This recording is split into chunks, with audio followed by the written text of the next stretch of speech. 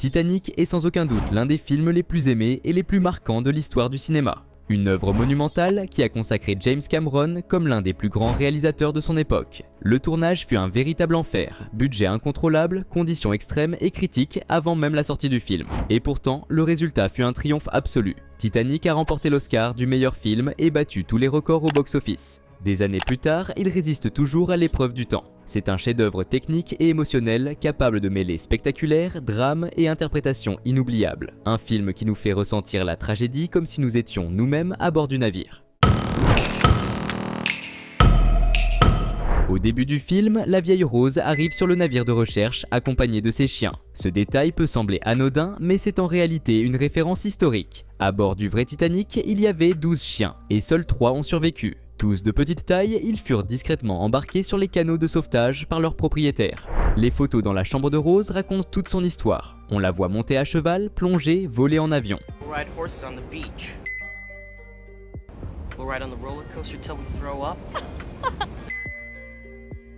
Autant de rêves que Jack avait imaginés pour elle pendant la traversée. Ces images prouvent que Rose a réellement vécu la vie que Jack voulait pour elle. Libre, aventureuse, pleinement vivante.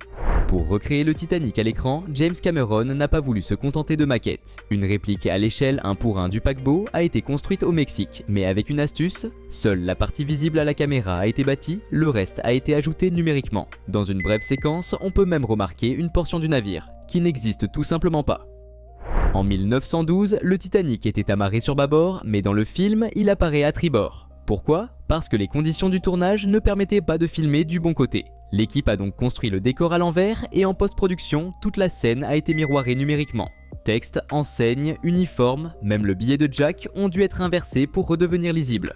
Dès le début du film, on voit une voiture chargée sur la cale. C'est dans cette même voiture que Jack et Rose vivront leur célèbre scène d'amour. Historiquement, il n'y avait qu'un seul véhicule à bord du Titanic, une Renault type CB coupé de ville appartenant à un passager de première classe. Un détail réel que Cameron a subtilement intégré à la narration.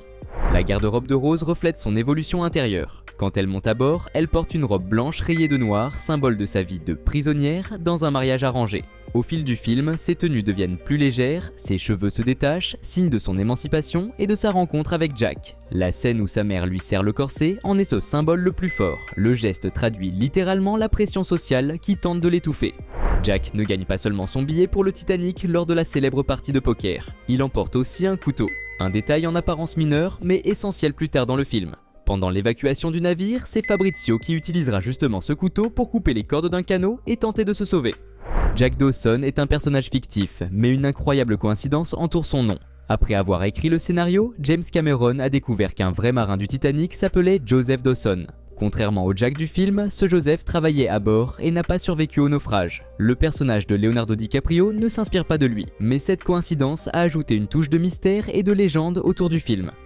James Cameron a recréé avec une précision quasi maniaque plusieurs photographies historiques du Titanic. La scène du départ, par exemple, avec la foule saluant le navire, est une copie presque exacte d'une image d'époque. Même la vue frontale du paquebot correspond à une photo réelle. Des détails qui prouvent jusqu'où le réalisateur est allé pour respecter l'histoire. Titanic regorge de caméos, mais l'un des plus curieux est celui de Van Ling, superviseur des effets spéciaux. Peu après l'embarquement, on peut distinguer son visage parmi les passagers. Ce n'est pas une simple apparition, son personnage fait aussi référence à un vrai passager historique. Dans le film, on aperçoit brièvement quelques passagers chinois, un détail que beaucoup ne remarquent même pas. Pourtant, il repose sur une histoire vraie. 8 Chinois se trouvaient réellement à bord du Titanic, et 6 d'entre eux ont survécu. Mais à leur arrivée en Amérique, ils furent expulsés à cause des lois anti-immigration de l'époque. Cette histoire oubliée a été révélée bien plus tard, dans le documentaire The Six, sorti en 2020. Dans la version longue du film, une scène rend d'ailleurs hommage à l'un d'eux. On y voit un homme flottant sur un morceau de bois, clin d'œil direct à leur histoire. Rose montre à Cal un tableau de Pablo Picasso qu'il critique immédiatement. Il s'agit des Demoiselles d'Avignon. Aujourd'hui considéré comme un chef-d'œuvre, ce tableau n'avait pourtant jamais été exposé en 1912 et encore moins embarqué sur le Titanic. Une erreur volontaire faite pour des raisons narratives. Fait amusant, l'inclusion de l'œuvre dans le film a valu à Cameron une amende pour utilisation non autorisée du tableau. Petit easter egg, la voix que l'on entend en arrière-plan dans une scène appartient à James Cameron lui-même. Lorsque Jack raconte à Rose son enfance, il lui dit avoir pêché dans le lac Wissota. Rien d'étrange à première vue. Sauf qu'en 1912, ce lac n'existait pas encore. Il a été créé artificiellement 5 ans plus tard, après la construction d'un barrage hydroélectrique. Un anachronisme volontaire. Quand Jack décrit la sensation de l'eau glacée, il dit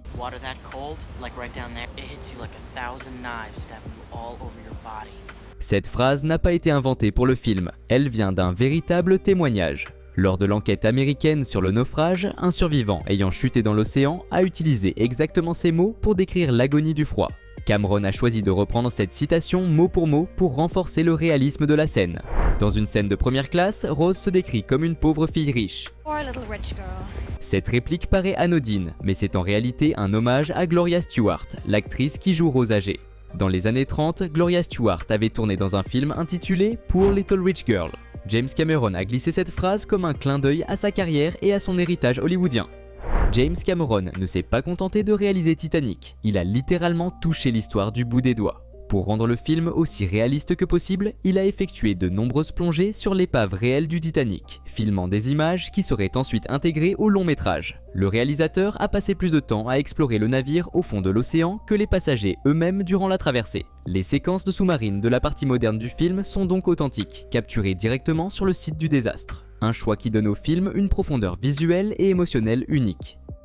Quand Rose feuillette le carnet de croquis de Jack, elle découvre le dessin d'une vieille femme couverte de bijoux. Ce portrait s'inspire d'une figure réelle, la môme Bijou, photographiée à Paris en 1932, soit 20 ans après le naufrage. Un anachronisme volontaire. Cameron l'a inclus pour enrichir la narration, sans se soucier de la stricte chronologie.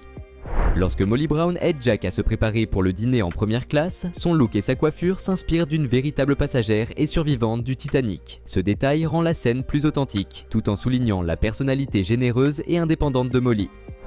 Parmi les dessins de Jack, on aperçoit celui d'une prostituée à une seule jambe. Mais le film ne le montre qu'une fraction de seconde. La page se tourne juste au moment où la caméra passe, rendant le détail presque invisible, à moins de faire un arrêt sur image. Un clin d'œil subtil que seuls les spectateurs les plus attentifs remarquent. Molly Brown est l'un des personnages les plus fascinants du film, et son histoire est tirée de faits réels. Lors du naufrage, elle fut l'une des rares à prendre le commandement de sa chaloupe et à supplier l'équipage de revenir pour sauver les survivants dans l'eau glacée. Dans le film, elle se dispute avec le marin Roberts qui refuse de faire demi-tour. Ce marin n'est pas un simple figurant, il représente le timonier qui tenait la barre lors de la collision avec l'iceberg. Un détail tragique et symbolique à la fois. Dans cette scène, on aperçoit à l'arrière-plan un homme distingué. Ce n'est pas un figurant, il s'agit d'Edward Kamuda, président de la Titanic Historical Society. Consultant sur le film, il a aidé la production à garantir l'exactitude historique des moindres détails. Pour le remercier, Cameron lui a offert un petit caméo. Lors du dîner en première classe, Rose présente plusieurs personnages ayant réellement existé. Célèbre pour avoir pris le commandement de sa chaloupe et ramé jusqu'au sauvetage. L'homme le plus riche à bord, mort après avoir cédé sa place à 2 enfants. Survécu au naufrage. Devenu célèbre pour avoir refusé de mettre un gilet de sauvetage et pour avoir prononcé l'une des phrases les plus marquantes de l'histoire du Titanic.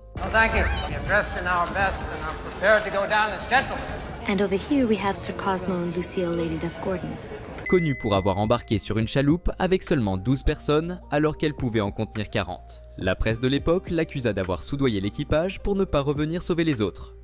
Dans la scène du petit déjeuner entre Cal et Rose, le personnage joué par Billy Zane perd brutalement son sang-froid et renverse la table en criant.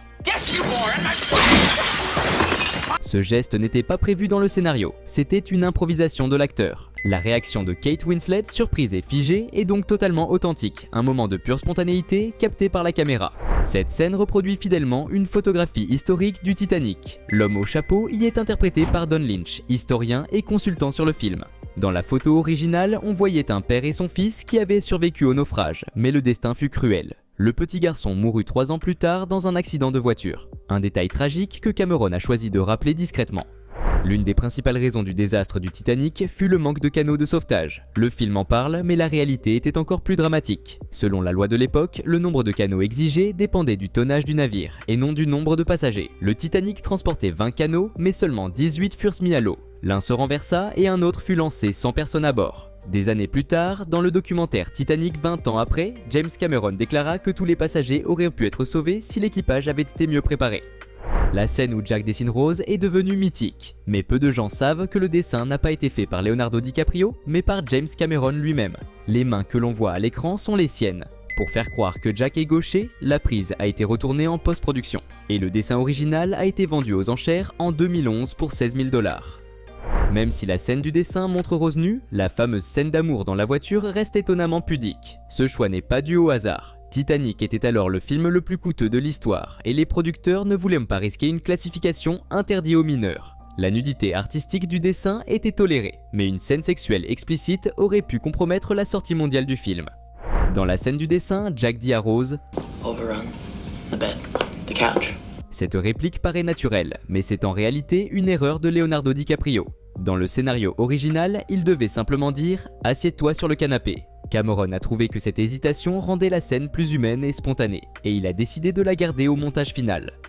À un moment du film, un officier se demande si les jumelles auraient pu faire la différence. Cette réplique fait directement écho à l'enquête officielle sur le naufrage. Lorsqu'on posa la même question à un témoin, il répondit « Oui, avec des jumelles, nous aurions probablement aperçu l'iceberg à temps ». Dans la réalité, les jumelles existaient bel et bien, mais elles étaient rangées dans une armoire dont la clé était restée à terre, dans la poche du second officier David Blair. Une erreur tragique. À la fin du film, on voit cet officier sur la chaloupe avec Molly Brown, mais dans les faits, le 6e officier James Moody mourut lors du naufrage. Un autre survivant, Jack Tyler, s'en sortit, mais sombra ensuite dans une profonde dépression. En 1945, il mit fin à ses jours après avoir perdu son fils à la guerre et sa mère l'année précédente. Titanic est un film d'une précision chronologique impressionnante. Si l'on ne considère que les scènes situées en 1912, leur durée totale est d'environ 2 heures et 40 minutes, exactement le temps qu'il fallut au véritable Titanic pour sombrer après la collision avec l'iceberg. Un choix symbolique destiné à faire ressentir la lenteur tragique de la catastrophe.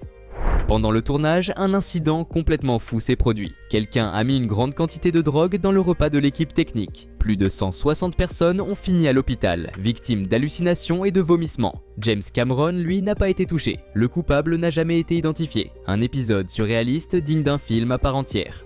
L'une des images les plus poignantes du film est celle du couple âgé qui choisit de mourir enlacé dans son lit alors que l'eau envahit la cabine. Ces personnages ne sont pas fictifs, ils représentent Isidore et Ida Strauss, propriétaires des magasins Macy's. Ida aurait eu la possibilité de monter dans un canot, mais refusa de quitter son mari. Ses dernières paroles, selon les témoins, furent « No! We've been together for 40 years, and where you go, I go. » Cameron a voulu rendre hommage à leur histoire en la transformant en l'une des séquences les plus émouvantes du film. Pendant le naufrage, on voit un homme vêtu de blanc boire du whisky et flotter paisiblement dans l'eau glacée. Ce personnage s'inspire de Charles Jouguin, le chef boulanger du Titanic. Selon son propre témoignage, il aurait survécu grâce à l'alcool, qui lui aurait donné l'illusion de chaleur. En réalité, il a sans doute survécu simplement parce qu'il est resté moins longtemps dans l'eau que les autres. Mais son histoire est devenue l'une des légendes les plus célèbres du Titanic. L'un des personnages les plus controversés du film est le premier officier William Murdoch. Dans Titanic, on le voit accepter un pot de vin, tirer sur un passager et se suicider. Tout cela est inventé, et la scène a provoqué de vives polémiques. En réalité, Murdoch fut l'un des officiers les plus courageux et fit tout son possible pour sauver des vies. Après la sortie du film, la famille Murdoch protesta, et la production fut contrainte de présenter des excuses et de faire un don de 5 000 $ à sa mémoire. L'un des moments les plus emblématiques du film est celui où l'orchestre continue de jouer pendant que le navire coule. La phrase « Gentlemen, it has been a privilege playing with you tonight » est devenue culte. Et pourtant, cette scène s'appuie sur des témoignages authentiques. Selon plusieurs survivants, les musiciens du Titanic ont joué jusqu'à la fin pour tenter d'apaiser les passagers. Aucun d'entre eux n'a survécu. Titanic n'est pas le premier film à raconter le drame de 1912. En 1958, un long métrage intitulé Atlantique latitude 40 et 1 degré retraçait déjà le naufrage, avec un ton plus documentaire. Un lien intéressant unit les deux films. L'acteur Bernard Fox y jouait une vigie du Titanic, et dans le film de James Cameron, il incarne le colonel Archibald Gracie IV, un véritable passager du navire. Un joli clin d'œil à la mémoire du cinéma.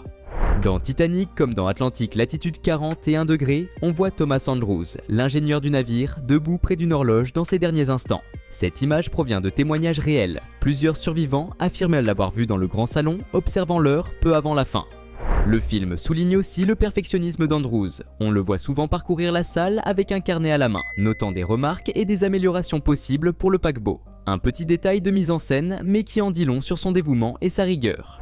Pendant le naufrage, un prêtre récite des prières et réconforte les passagers. Ce personnage est inspiré de Thomas Biles, un véritable prêtre catholique présent sur le Titanic. Il refusa de monter dans une chaloupe et resta à bord jusqu'au bout, administrant l'extrême onction à ceux qui allaient mourir. Un acte de foi et de courage que le film immortalise avec sobriété. Le débat le plus célèbre autour du film concerne la fameuse planche sur laquelle Rose survit, tandis que Jack reste dans l'eau. Pendant des années, les fans ont soutenu qu'il y avait assez de place pour deux. Mais en réalité, il ne s'agit pas d'une porte, mais d'une décoration en bois provenant du haut d'une porte du véritable Titanic. Ce morceau existe toujours et est exposé dans un musée.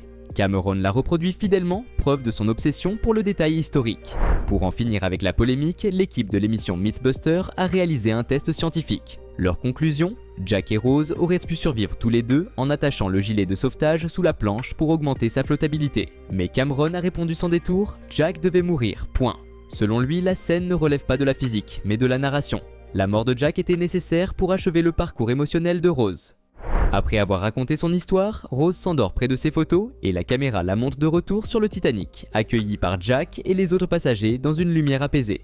Cameron a voulu laisser la fin ouverte. Rose rêve-t-elle ou est-elle morte dans son sommeil? Certains indices, l'horloge indiquant l'heure exacte du naufrage, la reconstitution de la grande salle, suggèrent la seconde option. Mais le réalisateur l'a confirmé, cette ambiguïté est volontaire, pour laisser chacun choisir son interprétation. Même si le collier de Rose, le cœur de l'océan, est fictif, une histoire réelle pourrait l'avoir inspiré. Un homme d'affaires anglais, Samuel Morley, avait offert un bijou presque identique à sa maîtresse, Kate Florence Phillips, qui voyageait avec lui sous un faux nom. Morley périt dans le naufrage, mais Kate survécut. Cette romance tragique aurait pu donner à Cameron l'idée du célèbre diamant bleu. Titanic reste une expérience cinématographique unique, capable de toucher le cœur de chaque génération. À chaque visionnage, on y découvre de nouveaux détails, des clins d'œil cachés et des choix de mise en scène qui confirment le génie de James Cameron. Si cette vidéo t'a appris quelque chose, dis-nous dans les commentaires le détail qui t'a le plus surpris. Et abonne-toi pour ne rien manquer des prochaines analyses. Merci d'avoir été avec nous et à très bientôt pour une nouvelle plongée dans le cinéma.